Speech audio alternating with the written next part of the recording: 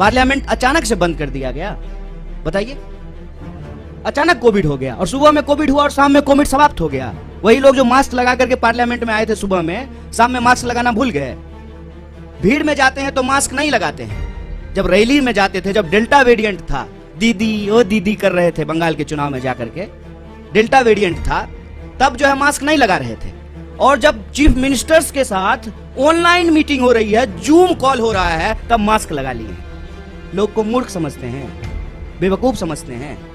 चुनाव हम लड़ते हैं, चुनाव हम लड़ेंगे, लेकिन चुनाव के परिणाम के आधार पर यह कहना कि कांग्रेस पार्टी खत्म हो गई है, तो देख लीजिए कांग्रेस पार्टी खत्म हो गई है। तो जिस यात्रा को आप 7 सितंबर से इग्नोर कर रहे थे, जो ही हम दिल्ली के दरवाजे पे पहुंचे हैं तो पेट में जबरदस्त मरोड़ पैदा हो गया है। तमाम कोशिश कर रहे हैं, पूरे देश में हमको परमिशन लेने की जरूरत नहीं पड़ी, क्योंकि यह भारत जोड़ो यात्रा है, दिल्ली की यात्रा नहीं है। लेकिन जो है दिल्ली में जो है अड़ंगा लगाने की कोशिश की जा रही है। तो इस बात को हम सब लोग समझें। आज हमारा देश जिन परिस्थितियों से गुजर रहा है उसको स्वीकार करें। चुनाव है, चुनाव लड़ेंगे, हारेंगे, जीतेंगे, एक बात है, लेकिन चुनावी प्रक्रिया भी चलती रहनी चाहिए। इलेक्शन कमीशन भी ठीक से काम करना चाहिए। एक सवाल हमारी यात्रा के ऊपर, बच्चे क्यों आ रहे हैं? बच्चों को लेकर के जो है हमारे ऊपर केस किया गया, कंप्लेन किया गया। और मोदी जी जब गए गुजरात में कैंपेन करने के लिए, तो बच्चा को बिठा करके अपने साथ चुनाव प्रचार कर रहे थे। तब इलेक्शन कमीशन कहां चला गया? नियम कानून सबके लिए बराबर होगा ना, विपक्ष के लिए जो होगा वही सत्ता के लिए भी होगा। तो चुनाव के इर्द गिर्द विमर्श बना करके ना, हार जीत के इर्द गिर्द, और उस हार जीत में भी कोई नैतिकता नहीं है। जीती हुई पार्टी का विधायक खरीद करके सरकार बना लेना, जब तक यहाँ थे तो जो है देश विरोधी थे। हरियाणा में इसी, तो ये जो सवाल है इस पे हम लोगों को मुखरता से बोलना पड़ेगा। इलेक्शन से भाग नहीं रहे साहब, इलेक्शन हम भी जीते हैं और फिर भी जीतेंगे। इनको डर यही लग रहा है ना कि दिल अगर जीत लिया ना तो इस चुनाव कैसे हराएंगे। सारा सूटकेस जो है ना चाणक्य साहब का, वो घर में ही रखा रह जाएगा। एक बार जब लोग तय कर लेते हैं ना कि बिकेंगे नहीं, और जो लोग खरीदेंगे ना, आपको दिल्ली का एग्जाम्पल देना चाहते हैं, दिल्ली के भी प्रभारी हमारे बीच में मौजूद हैं। हमारे 2 लोगों को खरीदने की कोशिश की गई। ये चलन पैटर्न हो गया है। अब दूसरी पार्टियां भी ऐसा करना शुरू कर देगी। इस प्रवृत्ति पे हमको हमला करने की जरूरत है। उसके बाद आम लोग जाकर के घर घेर लिए। उसके बाद नहीं हम लोग कहीं नहीं जा रहे, हम यहीं रह रहे हैं। जनता के अंदर वो चेतना जगाना, ये हमारी प्राथमिकता है। चुनाव भी होगा, लड़ेंगे भी और जीतेंगे भी। सवाल है आपसे, आप कह रहे हैं भावनात्मक तौर पर देश को तोड़ने के लिए यात्रा निकली है, नफरत को हटाने के लिए, व्यंग्य को दूर करने के लिए, लेकिन बतौर राजनीतिक दल इसका पैमाना क्या है आपके लिए? देखिए, भावना एक बात है, भूख का भी सवाल है। हम इसके 2 पक्ष पे बात कर रहे हैं। हम कह रहे हैं कि घर के लोग अगर आपस में लड़ते रहेंगे ना, तो घर टूट रहा है, इसकी मरम्मत करनी है, इस पे ध्यान नहीं जाएगा। तो हम कह रहे हैं कि इसका एक पक्ष ये है कि देश में रहने वाले सब लोग भारतीय हैं। हरियाणा के लोग भी भारतीय हैं, बिहार के लोग भी भारतीय हैं। हम सब भारतवासी हैं और हम सब के मिलाने से ही देश बनता है। और लेकिन ये जो लोगों को आपस में लड़ाया जाता है, भावनाओं को जो भड़काया जाता है, भावना आजकल गजब हो गया है, जब देखिए तब भड़क जाता है। लेकिन भूख के सवाल पे नहीं भड़क रहा है। तो भावना और भूख दोनों जो है इस यात्रा के उद्देश्य हैं। प्राइमरली अर्थशास्त्रियों ने भी ये कहना शुरू कर दिया है कि अगर देश में नफरत का माहौल रहेगा तो रोजी रोटी का सवाल गायब रहेगा। दूसरा हमला जब यात्रा शुरू हुई, तब उन्होंने दूसरा हमला किया, और ये बड़े शर्म की बात है और बड़ी सोचने की बात है। हमारे बीच में भी मेंबर ऑफ पार्लियामेंट बैठे हुए हैं, इलेक्टेड रिप्रेजेंटेटिव्स हैं। इलेक्टेड रिप्रेजेंटेटिव की एक जिम्मेवारी होती है कि वो जब भी बोले तो सोच समझ करके बोले, ताकि हम भी उनको फॉलो करें, हम भी उनसे सीखें।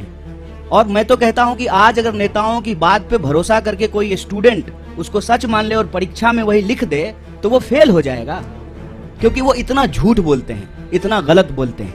आप याद कीजिए, दूसरा हमला हुआ जिस दिन यात्रा शुरू हुई, देश के मंत्री के द्वारा, चुने हुए रिप्रेजेंटेटिव के द्वारा झूठ बोला गया कि राहुल जी जो है विवेकानंद जी की मूर्ति पे नहीं गए थे। तो दूसरा हमला उन्होंने किया कि यात्रा जब शुरू हो गई है तो उसको बदनाम करने का। और यहीं पे यह बात रुकी नहीं, फिर बात आ गई जूते पर, फिर बात आ गई फीते पर, फिर बात आ गई टी शर्ट पर, फिर बात आ गई दाढ़ी पर, फिर बात आ गई महिलाओं पर। और यहां पर भी वो रुके नहीं, माने नहीं, हर दिन कुछ ना कुछ निकालना शुरू किए। और जब हकीकत में कुछ नहीं मिला, तो जो उनका तीसरा हमला था, जो उनका डर्टी ट्रिक डिपार्टमेंट जो करता है कि किसी का सर किसी के जो है सर के ऊपर लगा दो, किसी का आवाज कहीं पे चिपका दो, यात्रा को लेकर के नकली वीडियो बनाना शुरू किए। यात्रा जब आगे चली जाती है तो पीछे सड़क खाली ही होगी, यात्रा आगे बढ़ गई है तो उस खाली सड़क का वीडियो बना करके दिखाते हैं, कोई है ही नहीं। अरे भाई जब कोई है ही नहीं, कोई लोग यात्रा में आ ही नहीं रहा है, तो क्यों आपको अभी जो है प्रोटोकॉल की याद पड़ी है? कोरोना प्रोटोकॉल की जरूरत क्यों है? क्योंकि आप तो यही दिखा रहे हैं वीडियो बना बना करके कि कोई यात्रा में आ ही नहीं रहा है। जब कोई यात्रा में आ ही नहीं रहा है तो क्या पेड़ को मास्क पहना दें कि सड़क जो है लपेट करके कंधे पर रख दें राहुल जी के कि नहीं नहीं आप आगे बढ़ गए हैं, सड़क को पीछे कैसे छोड़ दिए, इसको भी लपेट करके कंधे पर ले जाइए। वीडियो, नकली वीडियो, कभी जो है तबलीगी जमात तो कभी कुछ नकली वीडियो बना रहे हैं, जबकि यात्रा में जो लोग शामिल हैं वो देखते हैं सबसे आगे इस देश का राष्ट्रीय ध्वज होता है।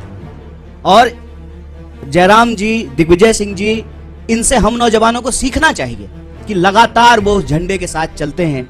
हमारा सेवा दल जो हमारे स्वतंत्रता आंदोलन के जमाने के जो गाने हैं उसको गाते हुए चलते हैं। पीछे जो है हमारा एक बैंड पार्टी होता है जो म्यूजिकली जो है देशभक्ति गानों को बजाता है और उसके पीछे जो है वो राहुल जी चलते हैं। तब जो है इस यात्रा के ऊपर जो है देशद्रोह जैसे कालिख लगाने की कोशिश करना, गलत वीडियो बना करके इसको बदनाम करना, ये इनका तीसरा हमला है।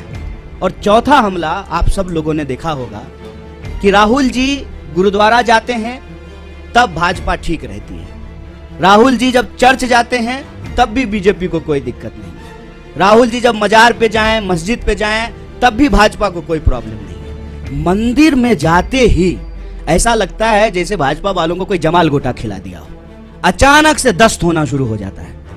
क्या प्रॉब्लम है आपको? इस देश का नागरिक, इस देश का व्यक्ति, इस देश के किसी भी धार्मिक संस्थान पर जाने के लिए स्वतंत्र है। आपका कोई जो है पेटेंट है क्या कि सिर्फ आप ही जाएंगे? और नियम, कायदे, कानून, ओम का चादर सीधा है, ओम का चादर उल्टा है, और ये वो लोग बोल रहे हैं जो गुफा में चश्मा लगा करके ध्यान करते हैं। ये जो चल रहा है इससे मैं बस एक अर्थ निकालता हूं कि इन्होंने बहुत कोशिश की कि इस यात्रा को इग्नोर किया जाए, इनसे इग्नोर नहीं हो पा रहा है। बहुत प्रयास किया, बहुत समझाया अपने कार्यकर्ताओं को कि यात्रा गुजर जाए, बिल्कुल खिड़की दरवाजा बंद कर लेना। इंसान की अपनी भी इच्छा होती है, इंसान की अपनी भी बुद्धि होती है। लोग खिड़की दरवाजा बंद कर लिए लेकिन छत पे चले गए भाजपा ऑफिस के और वहां से जो है यात्रा को हेलो हाय करना शुरू कर दिया। क्या करेंगे? क्योंकि यह यात्रा जिन सवालों को लेकर के चल रही है ना, वो कांग्रेस के सवाल नहीं है, वो देश के सवाल हैं।